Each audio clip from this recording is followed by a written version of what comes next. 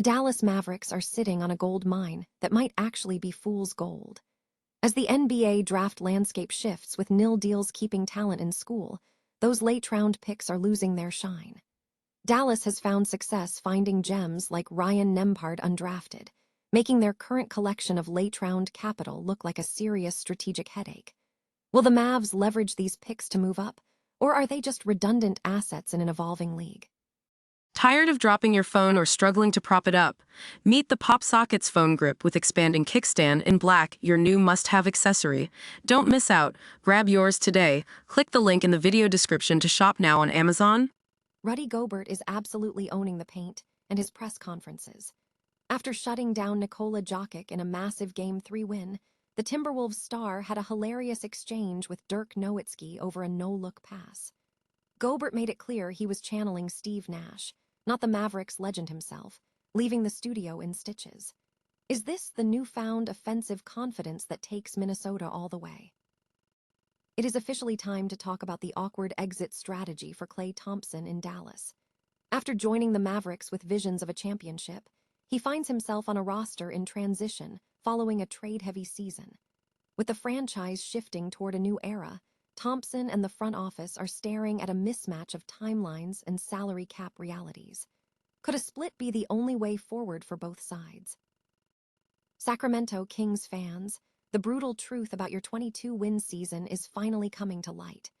Reports suggest general manager Scott Perry purposely pushed forward with owner Vivek Ranadiv's vision to prove that a roster built on big-name signings would fail. Now that the point has been proven, the real question is whether ownership will actually let Perry build the team his way. Hit that like button, subscribe to the channel, and ring the bell so you never miss an update on the latest NBA drama. Ever feel like the NBA draft is losing its mystery? You're not imagining it. While the world is obsessed with the lottery, a quiet revolution is happening at the back of the draft, and it's turning the Dallas Mavericks into the league's most fascinating case study. If you think having extra draft picks is always a win, you might want to think again because the value of those late-round selections is quite literally evaporating in real time. Here is the reality. Thanks to the nil era, fringe prospects are staying in school, which has flattened the talent pool significantly. The Mavericks have already cracked the code on this, and honestly, they did it in style. Last year, they ignored the conventional wisdom and went heavy on undrafted free agents. Players like Ryan Nembhard and Moussa Sis haven't just filled roster spots, they've outplayed guys actually taken in the first round. And let's give a quick shout-out to John Poulikitas, who has been absolutely electric this April. If you weren't paying attention, he's been dropping nearly 12 points a night with elite spacing, yet he didn't even hear his name called on draft night. Now here is the irony. Dallas sits with the 8th pick, plus the 30th and 48th overall. Normally, that's a treasure chest of assets. But in this new landscape, those late picks are starting to feel more like participation trophies. When you look at last year's late rounders, they were mostly older, safe bets with low ceilings. The days of high-upside developmental gambles are fading fast. Not a single underclassman was taken in the second round of the 2025 draft. So where does this leave the Mavs? They've effectively outgrown the traditional value of their own draft capital. If the second round no longer produces diamonds in the rough, it's time to stop treating these picks like long-term investments. For Dallas, these aren't developmental projects anymore. They are trade chips.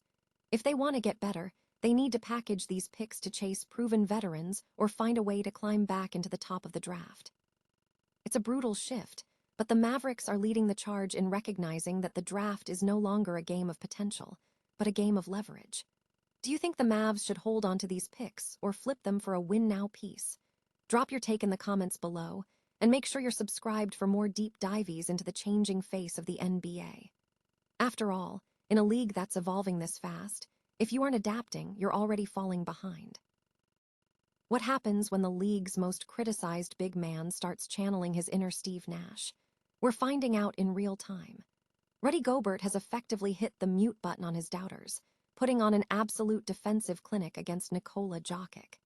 In a crushing Game 3 win, Gobert held the MVP to a measly 7 of 26 shooting night, but it was his unexpected flair on offense that really had the internet buzzing. During a post-game interview on NBA on Prime, legend Dirk Nowitzki pointed out a slick no-look pass from Gobert, leading to a hilariously candid moment. Rudy quipped, "Yeah, I've been watching you."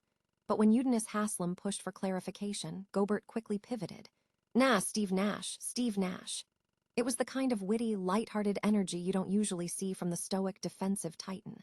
But beneath the jokes, there is a serious reality here. Gobert is evolving. For years, the narrative has been that Rudy is a liability on the offensive end. Yet he's proving he doesn't need to put up 30 points to shift the momentum of a series. Whether he's anchoring the paint or throwing dimes, his impact is undeniable. With the Timberwolves now holding a 2-1 lead, the pressure is on Denver to find an answer for a version of Gobert that is playing with more confidence than ever. Does this series-changing performance prove Rudy is finally the complete player we all hoped he'd be? Let me know your take in the comments below, and don't forget to hit that subscribe button for more deep dives into the NBA playoffs. Until next time, keep your eyes on the court. Is Klay Thompson destined to be the most awkward footnote in Mavericks history? It is the classic NBA cautionary tale. A legend chases one last ring, only to find himself stranded on a ship that has completely lost its rudder. Klay signed on to be the final piece of a championship puzzle alongside Luka and Kyrie, but reality had other plans.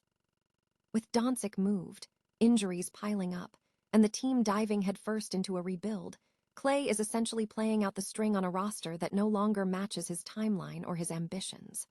Let's be honest, watching a 4-time champion languish on a lottery-bound team isn't just sad, it's a waste of a legacy. While Klay still puts up solid numbers, hitting nearly 38% from deep, he's clearly a square peg in a round hole in Dallas. The Mavs need to pivot to the future, and Klay needs a contender where his pedigree actually matters. The front office is now facing the brutal truth. His trade value is at an all-time low, and that $17 million price tag is a heavy anchor for a team looking to clear the books. When you hear Klay talk about how things change on a dime in Dallas, you can practically hear the suitcase zipping shut. Keeping him around isn't just bad asset management. It's an uncomfortable standoff neither side wants. It is time for the Mavs to facilitate a clean break and let Klay chase a role where he can actually contribute to winning. What do you think? Is there a team out there that should take a flyer on Klay, or is the sun officially setting on his career? Drop your thoughts in the comments, and don't forget to hit subscribe so you don't miss our deep dives into the chaotic world of the NBA. After all, in this league, the only thing guaranteed is that nothing stays the same for long. 22 wins. That is the dismal reality for the Sacramento Kings this season, but behind the scenes, there is a much bigger game being played. The question on everyone's mind isn't just about the box score. It's about whether GM Scott Perry just pulled off a calculated, high-stakes move to save the future of this franchise. Let's look at the facts. The Kings are facing a brutal offseason, staring down the barrel of the second apron with a payroll that just isn't delivering. We're talking about veterans on massive contracts who have failed to produce. According to insiders like James Ham, Perry might have known this outcome was inevitable all along. The signings of guys like Dennis Schroeder and Russell Westbrook, it sounds like they weren't just basketball moves, they were a strategic sacrifice. By bringing in the players the ownership wanted, Perry essentially let them crash and burn to prove a point. The current vision wasn't working. It is an open secret in Sacramento that owner Vivek Ranadiv is heavily involved in roster construction. From the failed pursuit of DeMar DeRozan to the Zach LaVine trade talk, the fingerprints of ownership are all over this mess. For years, the hope was that a GM would come in and be allowed to actually run the show. Instead, we've seen a cycle of top-down interference that keeps the team stuck in neutral. But here is where it gets interesting. By letting the Ranadiv-approved roster fail, Perry may have finally stripped away the illusion. He moved off Schroeder mid-season, essentially turning to the front office and saying, "I told you so." It's a risky gamble, to fail on purpose to gain autonomy, but it might be the only way to shift the culture in Sacramento. Moving forward, the Kings are at a crossroads. They either need to strike gold in the draft lottery or give Perry the green light to gut this roster and rebuild it in his own image. If they keep meddling, We're just waiting for the next GM to get chewed up by the same machine. What do you think? Is Scott Perry playing 4D chess, or is this just another wasted season in Sacramento? Smash that subscribe button and let me know your take in the comments below. After all, if the definition of insanity is doing the same thing over and over while expecting different results, maybe it's finally time for the Kings to let their GM actually be the one in charge.